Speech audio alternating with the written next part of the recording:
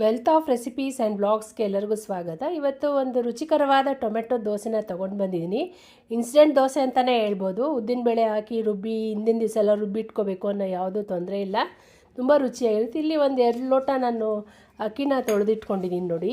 ಈ ಲೋಟದಲ್ಲಿ 2 ಗ್ಲಾಸು ರಾತ್ರಿ ತೊಳೆದಿಟ್ಟು ಬೆಳಗ್ಗೆ ಇದು ಮಾಡ್ತಾಯಿದ್ದೀನಿ. ಇಲ್ಲಿ ಒಣಮೆಣಸಿಕಾಯಿ ತೊಗೊಂಡಿದ್ದೀನಿ, ಶುಂಠಿ ತೊಗೊಂಡಿದ್ದೀನಿ, ಇಲ್ಲಿ ಜೀರಿಗೆ ತೊಗೊಂಡಿದ್ದೀನಿ, ಟೊಮೆಟೊ ತೊಗೊಂಡಿದ್ದೀನಿ. ಇಲ್ಲಿ ನೋಡಿ ಒಂದು ಅರ್ಧ ಕೆ ಜಿಯಷ್ಟು ಟೊಮೆಟೊ ತೊಗೊಂಡಿದ್ದೀನಿ. ಟೊಮೆಟೊ ನೋಡಿ ತೊಗೊಳ್ಳಿ, ನೀವು ಎಷ್ಟು ನೆನೆಸಿರ್ತೀರ ಅಷ್ಟು. ಇಲ್ಲಿ ಅರ್ಧ ಕೆ ಜಿ ಟೊಮೆಟೊ 2 ಗ್ಲಾಸಿಗೆ ತೊಗೊಂಡಿದ್ದೀನಿ. ಅಕ್ಕಿ ನೆಂದಿದೆ, ರಾತ್ರಿ ನೆನೆಸಿರೋದು ಇದು ನೋಡಿ. ಎಲ್ಲ ಮಿಕ್ಸಿ ಜಾರ್ಗೆ ಹಾಕ್ಕೊಂಡು ರುಬ್ಕೊಂಡು ಬರೋಣಂತೆ. ಜೀರಿಗೆ ಒಂದು 2 ಸ್ಪೂನ್ ಹಾಕ್ತಾಯಿದ್ದೀನಿ.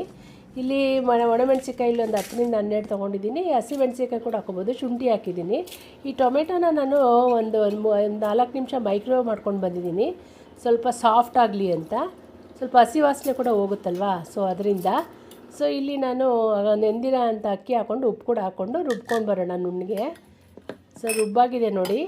ಇನ್ಸ್ಟೆಂಟ್ ದೋಸೆ ಅಂತಲೇ ಹೇಳ್ಬೋದು ಇದು. ರಾತ್ರಿ ಏನು ರುಬ್ಬಿ ಉದ್ದಿನಬೇಳೆ ಎಲ್ಲ ಹಾಕೋ ಅವಶ್ಯಕತೆ ಏನಿಲ್ಲ. ತುಂಬ ರುಚಿಯಾಗಿರುತ್ತೆ ಈ ದೋಸೆ. ಟ್ರೈ ಮಾಡಿ ನೋಡಿ, ನೀವು ಮಾಡ್ತೀರಾ ಅನಿಸುತ್ತೆ. ನಾನು ಮಾಡ್ತಾ ಇದ್ದಲ್ವ, ಅದಕ್ಕೆ ಶೇರ್ ಮಾಡೋಣ ಅಂದ್ಕೊಂಡು ಮಾಡಿದೆ. ನೀವು ಕನ್ಸಿಸ್ಟೆನ್ಸಿ ನೋಡಿಕೊಂಡು ನೀರು ಹಾಕ್ಕೊಳ್ಳಿ. ಇದು ನಾನು ಈರುಳ್ಳಿ ಎಲ್ಲ ಹಾಕಿ ಮಾಡ್ತಾಯಿದ್ದೀನಿ. ಪ್ಲೇನ್ ಕೂಡ ಮಾಡ್ಬೋದು. ಇನ್ನೆಲ್ಲ ತರಕಾರಿ ಏನೇನು ಬೇಕೋ, ಕ್ಯಾರೆಟು, ಕ್ಯಾಪ್ಸಿಕಮ್ ಎಲ್ಲ ಹಾಕಿ ಕೂಡ, ಈರುಳ್ಳಿ ಎಲ್ಲ ಹಾಕಿ ಕೂಡ ಮಾಡ್ಬೋದು. ಇದು ಇನ್ಸ್ಟೆಂಟ್ ದೋಸೆ ಆಗಿರೋದ್ರಿಂದ ಒಂದು ಸ್ವಲ್ಪ ಈನೋ ಹಾಕ್ಕೊಂಡ್ರೆ ಒಳ್ಳೆಯದು. ಸೊ ಇಲ್ಲಿ ಜೀರಿಗೆ ಹಾಕ್ಕೋತಾ ಇದ್ದೀನಿ. ಈರುಳ್ಳಿ, ಕೊತ್ತಂಬರಿ ಸೊಪ್ಪೆಲ್ಲ ಕಟ್ ಮಾಡಿಕೊಂಡು ಹೇಳಿದ್ನಲ್ವಾ, ದೋಸೆ ಮಾಡುವಾಗ ಹಾಕ್ಕೋತೀನಿ. ಇಲ್ಲಿ ತವಾ ಕಾಯ್ದಿದೆ ನೋಡಿ. ಸೊ ಇಲ್ಲಿ 2-3 ಥರ ದೋಸೆ ಯಾವ ರೀತಿ ಮಾಡೋದು ಅಂತ ಇಲ್ಲಿ ನಿಮಗೆ ತೋರಿಸ್ತಾ ಇದ್ದೀನಿ. ಫಸ್ಟು ನಾನು ಕೈಯಲ್ಲೇ ಈರುಳ್ಳಿ ಎಲ್ಲ ಹಾಕ್ಬಿಟ್ಟು ಕೈಯಲ್ಲೇ ಹರಡ್ತಾ ಇದ್ದೀನಿ. ಅದನ್ನು ಸಹ ತೋರಿಸ್ತಾ ಇದ್ದೀನಿ ನೋಡಿ. ನೀವು ಇಲ್ಲಿ ಏನಾದರೂ ತರಕಾರಿ ಇಷ್ಟ ಬಂದಿದ್ದು ಹಾಕ್ಬೋದು. ಕ್ಯಾರೆಟ್ ಕೂಡ ಹಾಕ್ಬೋದು, ಕ್ಯಾಪ್ಸಿಕಮ್. ನಾನು ಜಸ್ಟ್ ಈರುಳ್ಳಿ ಮತ್ತು ಕೊತ್ತಂಬರಿ ಸೊಪ್ಪು ಅಷ್ಟೇ ಹಾಕಿರೋದು. ಬೆಣ್ಣೆನೋ ತುಪ್ಪ ಎಣ್ಣೆ ಏನು ಬೇಕಾದ್ರೂ ಹಾಕ್ಕೊಂಡು ಬೇಯಿಸ್ಕೊಬೋದು. ತುಂಬಾ ಟೇಸ್ಟಿ. ಇದಕ್ಕೆ ಈರುಳ್ಳಿ ಎಲ್ಲ ಹಾಕೋದ್ರಿಂದ ಚಟ್ನಿನೂ ಬೇಕಾಗಿರಲ್ಲ, ತುಂಬ ಟೇಸ್ಟಿ ಇರುತ್ತೆ ನೋಡಿ. ಎಷ್ಟು ಚೆನ್ನಾಗಿ ಎದ್ದೊಳುತ್ತೆ ನೋಡಿ ಇದು. ತವಾಗೆ ಅಂಟ್ಕೊಳ್ಳೋದಿಲ್ಲ ಸಹ ಇದು. ಸೊ ನೀವು ಏನು ಬೇಕಾದರೂ ನಾನು ಹೇಳ್ದಂಗೆ ಹಾಕ್ಕೊಂಡು ಬೇಯಿಸ್ಕೊಬೋದು. ನಾನು ಇಲ್ಲಿ ಬೆಣ್ಣೆ ಹಾಕಿ ದೋಸೆನ ಬೇಯಿಸ್ತಾ ಇದ್ದೀನಿ ನೋಡಿ. ಇದೊಂದು ಥರದ್ದು ದೋಸೆ ರೆಡಿ ಆಯ್ತು ನೋಡಿ, ಕೈಯಲ್ಲೇ ಮಾಡಿದ್ದು.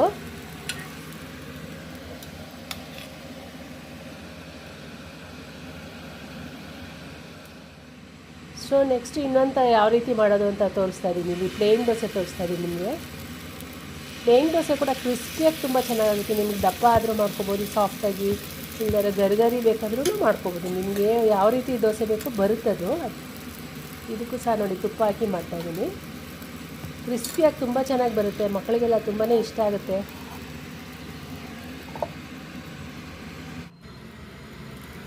ದೋಸೆನ ಯಾವಾಗಲೂ ಮುಚ್ಚಿ ಬೇಯಿಸಿದ್ರೆ ಒಳ್ಳೆಯದು. ಇಲ್ಲದೆ ಮೇಲೆಲ್ಲ ಇಟ್ಟು ಥರ ಇರುತ್ತಲ್ವ, ಚೆನ್ನಾಗಿರಲ್ಲ ನೋಡಿ. ಯಾವ ರೀತಿ ಬರ್ತಾಯಿದೆ ನೋಡಿ ದೋಸೆ. ಇನ್ನೂ ತೆಳುವಾಗೂ ಬರುತ್ತೆ ಇದು, ಪೇಪರ್ ದೋಸೆ ಥರ.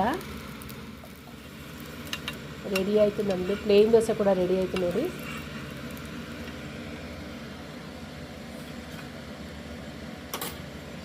ಸೊ ಒಂದು ಟೊಮೆಟೊ ಅಕ್ಕಿ ಇದ್ದರೆ ನೋಡಿ ಆರಾಮಾಗಿ ಮಾಡ್ಕೊಬೋದು. ಚಟ್ನಿ ಮಾಡಿದ್ದೆ ಇದಕ್ಕೆ ನಾನು. ಒಂದೇ ಥರ ದೋಸೆ ತಿಂದು ಬೇಜಾರಾಗಿರ್ತಲ್ವ, ಸೊ ಈ ಥರ ಬೇರೆ ಬೇರೆ ಥರ ದೋಸೆ ಮಾಡಿಕೊಂಡ್ರೆ ಒಂದು ಸ್ವಲ್ಪ ಟೇಸ್ಟು ನಮಗೆ ಇಷ್ಟ ಆಗುತ್ತೆ. ರಾತ್ರಿ ಮರ್ತ್ಬಿಟ್ರೂ ಹಿಂದಿನ ದಿವಸ ರುಬ್ಬೋದು ಮಾಡ್ತ್ರೂ ಇದನ್ನು ಮಾಡ್ಕೊಬೋದು. ಇಲ್ಲಿ ನೋಡಿ ಮೇಲೆ ಈರುಳ್ಳಿ ಉದುರಿಸೋದನ್ನ ತೋರಿಸ್ತಾ ಇದ್ದೀನಿ ನಿಮಗೆ ನಾನು. ಇದೇನಲ್ಲ ಅಷ್ಟು ಇದು ರೋಗಲ್ಲ ಇದು, ಯಾಕಂದರೆ ಈರುಳ್ಳಿ ಎಲ್ಲ ಹಿಟ್ಟೊಳಗಡೆ ಅಂಟ್ಕೊಂಡಿರಲ್ವಲ್ಲ, ಹಾಗಾಗಿ ಬಂದುಬಿಡುತ್ತೆ. ಸೊ ನಾನು ಹಿಟ್ಟೊಳಗಡೆ ಹಾಕಿ ಪ್ರಿಫರ್ ಮಾಡ್ತೀನಿ. ಬಟ್ ನಾನು ದೋಸೆ ಹಿಟ್ಟೊಳಗಡೆ ಈರುಳ್ಳಿ ಹಾಕಿ ಇಡಲ್ಲ, ಯಾಕಂದರೆ ಇಟ್ಬಿಕ್ಕಿದ್ರೆ ಫ್ರಿಜ್ಜಲ್ಲಿಟ್ಟರೆ ವಾಸನೆ ಬಂದುಬಿಡುತ್ತೆ. ಆ ಥರ ಇಟ್ಕೋಬಾರ್ದು. ಸೊ ಎಷ್ಟು ಬೇಕೋ ಅಷ್ಟು ನಾವು ಬೆರೆಸ್ಕೊಂಡು ದೋಸೆ ಮಾಡಿಕೊಂಡ್ರೆ ಒಳ್ಳೆಯದು. ಅದು ನನ್ನ ಅನಿಸಿಕೆ. ಸೊ ನಾನು ಯಾವಾಗಲೂ ಅಷ್ಟೇ ದೋಸೆ ಈರುಳ್ಳಿನ ದೋಸೆ ಮಾಡುವಾಗ ಅಷ್ಟೇ ಹಾಕ್ಬಿಟ್ಟು ಆಮೇಲೆ ನಾನು ಫ್ರಿಡ್ಜಲ್ಲಿ ಇಡಲ್ಲ ದೋಸೆ ಹಿಟ್ಟನ್ನ ಈರುಳ್ಳಿ ಹಾಕಿ. ಇದಕ್ಕೂ ಕೂಡ ತುಪ್ಪ ಹಾಕಿ ಬೇಯಿಸ್ತಾ ಇದ್ದೀನಿ. ಆದರೂ ಇಲ್ಲಿ ಏನಾದರೂ ಮೇಲ್ಗಡೆ ಈರುಳ್ಳಿ ಸ್ವಲ್ಪ ಉದುರ್ಕೊಂಬಿಡುತ್ತೆ ನೋಡಿ ಈ ಥರ. ಸೊ ಇದು ಅಷ್ಟೊಂದು ಸೂಕ್ತ ಅಲ್ಲ ಅನಿಸುತ್ತೆ ನನಗೆ ನೋಡಿ. ಈರುಳ್ಳಿ ಎಲ್ಲ ಆಗಿ ಉದುರ್ಕೊಂಬಿಡುತ್ತೆ.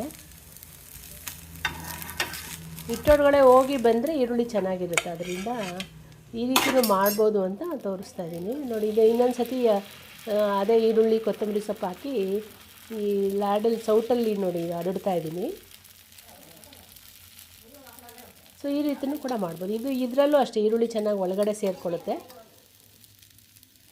ಸೊ ನಾನು 3-4 ಥರ ದೋಸೆ ಮಾಡ್ತೀನಲ್ಲ, ಎಲ್ಲ ವೆರೈಟಿನೂ ಒಂದೊಂದು ದೋಸೆ ತೋರಿಸಿದ್ದೀನಿ. ಟೇಸ್ಟ್ ಮಾತ್ರ ಅದ್ಭುತ. ನೀವು ಒಂದ್ಸರಿ ಪ್ರಯತ್ನ ಪಡಿ, ತುಂಬಾ ಚೆನ್ನಾಗಿರುತ್ತೆ.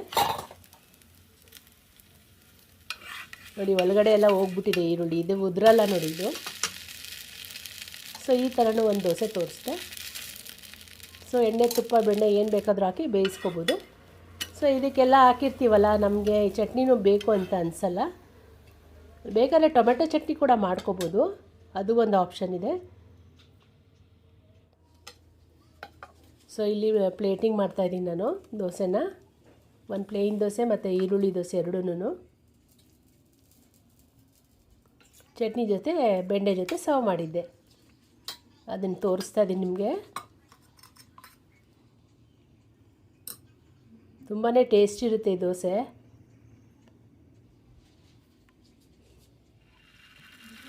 ಮತ್ತು ಇಲ್ಲಿ ಚಿಕ್ಕ ಚಿಕ್ಕದು ಮಕ್ಕಳಿಗೆ ನೋಡಿ ಬೇಬಿ ದೋಸೆ ಪುಟ್ಟ ದೋಸೆ ಮಾಡಿಕೊಟ್ರೆ ಇಷ್ಟ ಆಗುತ್ತಲ್ಲ, ಸೊ ಅದು ಕೂಡ ತೋರಿಸ್ತಾ ಇದ್ದೀನಿ. ತುಂಬ ಚೆನ್ನಾಗಿರುತ್ತೆ, ಇದು ಕೂಡ ದೊಡ್ಡವ್ರಿಗೂ ಇಷ್ಟ ಆಗುತ್ತೆ. ಸೊ ಈ ಟೊಮೆಟೊ ದೋಸೆ ರೆಸಿಪಿ ನಿಮ್ಗೆ ಇಷ್ಟವಾದರೆ ಒಂದು ಲೈಕ್ ಮಾಡಿ, ಶೇರ್ ಮಾಡಿ, ಕಮೆಂಟ್ ಮಾಡಿ. ಇನ್ನಷ್ಟು ಅಡುಗೆಗಳ ಜೊತೆ ಬರ್ತೀನಿ. ನನ್ನ ವೀಡಿಯೋಸ್ ನನ್ನ ಚಾನಲಲ್ಲಿದೆ, ಹೋಗಿ ಬಿಡುವಾದರೆ ವಿಸಿಟ್ ಮಾಡಿ. ಇಷ್ಟ ಆದರೆ ಒಂದು ಥಮ್ಸ್ ಅಪ್ ಕೊಡಿ. ನೋಡಿ ಎಷ್ಟು ಚೆನ್ನಾಗಿ ಬರ್ತಾಯಿದೆ ಅಲ್ವಾ, ನೋಡಿ ತುಂಬಾ ಚೆನ್ನಾಗಿ ಬರುತ್ತೆ ಇದು ಕೂಡ. ಸೊ ಲಂಚ್ ಬಾಕ್ಸ್ಗೆಲ್ಲ ಹಾಕ್ಬೋದಲ್ವ, ಮಕ್ಕಳಿಗೆ ಇಷ್ಟಪಟ್ಟು ತಿಂತಾರೆ. ಈ ಥರ ಪುಟಾಣಿ ದೋಸೆ ಮಾಡಿಕೊಟ್ರೆ ಮಕ್ಳಿಗೆ ತುಂಬ ಇಷ್ಟ ಆಗುತ್ತೆ. ನೋಡಿ ರೆಡಿ ಆಯ್ತು ಇದು ಕೂಡ. ಮತ್ತಷ್ಟು ಅಡುಗೆಗಳ ಜೊತೆ ಬರ್ತೀನಿ. ಇದುವರೆಗೂ ನನ್ನ ವಿಡಿಯೋ ನೋಡೋದಕ್ಕೆ ಧನ್ಯವಾದಗಳು. Thank you for watching. Thank you.